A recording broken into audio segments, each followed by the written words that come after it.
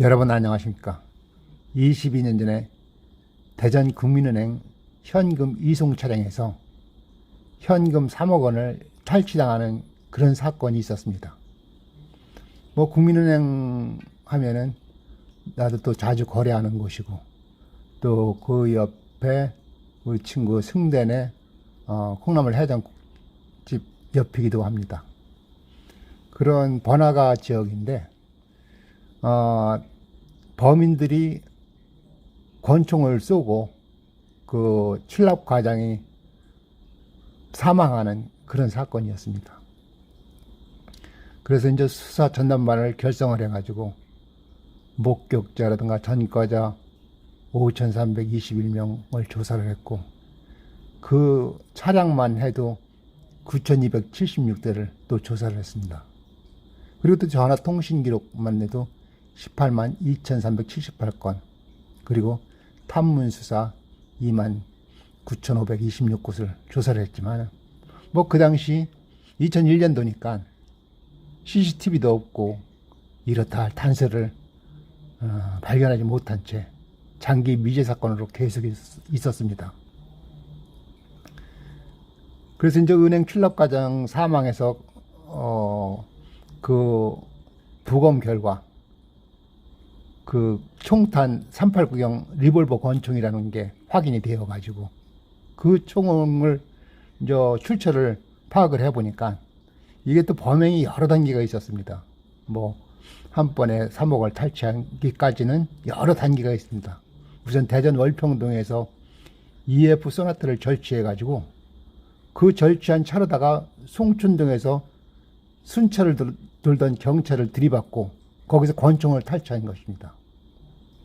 그런 다음에 또 그 차를 또 버리고 또 그랜저 차량을 또 절도로 해가지고 국민은행 현금 이송 차량을 따라가다가 지하 주차장에 가서 그 차를 가로막은 채 권총 4발을 발사해서 탈취해가지고 도망간 것입니다. 그 그랜저 차 안에는 범인이 쓴 마스크와 복면을 한 손수건이 있었습니다. 그런데 그 당시에는 이제 그걸 갖고서도 찾지를 못하고 있다가 21년이라는 세월이 흐르니까 세상은 이제 변하게 됐죠. 태완이법이 나와서 공소시효가 무기한 연장되기도 하고, 또 DNA 증폭 기술의 발달로 해서 고 손수건에서 발견된 DNA를 확보한 그런 상태인데, 마침 이제 세월이 흘러 2017년이 되어서 음성에서 불법 게임장을 단속하는 그런 일이 있었어요.